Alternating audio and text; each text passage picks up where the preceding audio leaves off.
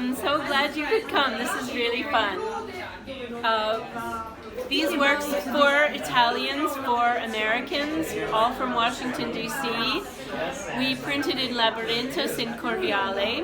Many different kinds of techniques. I'll just talk about this piece right here, which is a monotype. I did it after a mezzotint, etching, engraving, many things, but this was a super spontaneous kind of print that I found in fact in front of Massimiliano's house. So he told me it's actually like a fruit cart or something. I call it Il mio palazzo because in a way it sort of holds this idyllic space which is mine, but it's not mine, it's really my imagination, because things are always better in your imagination somehow.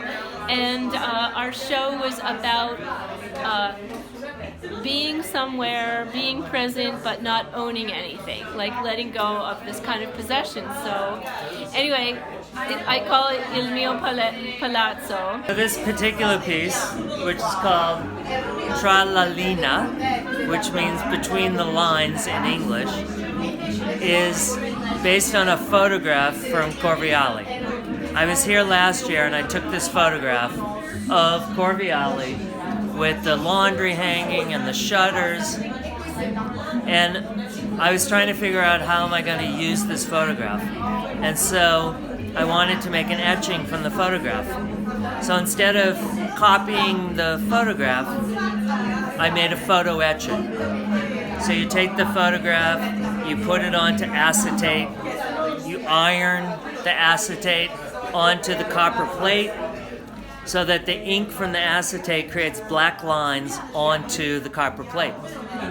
And then once you have that copper plate, you put it in acid for about 30 minutes. And once you take it out of the acid, everything that's black, nothing's eaten away, so it's raised. Everything that's the copper is eaten away, so it depresses. So you have valleys and mountains. And so when you print it, you add ink onto the plate, you print it, and so everything that was originally the black line now becomes the white lines on the print.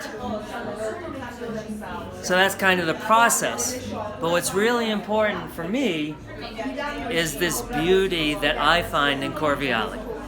I mean, you can go, because it's the largest public housing project in all of Europe. There's 6,000 people that live there. And it has a very bad reputation, especially in Rome. But it's been around for 35 years, and people have lived there. There are families there, people with dogs, children, grandparents, everyone, it's a whole neighborhood. And to me, this laundry expresses that people live here, they inhabit it. It's not some strange, foreign, dangerous place. It's a place of people. And each one, for me, the identity of those people is expressed in the laundry they're hanging, in their, personal possessions out in the air.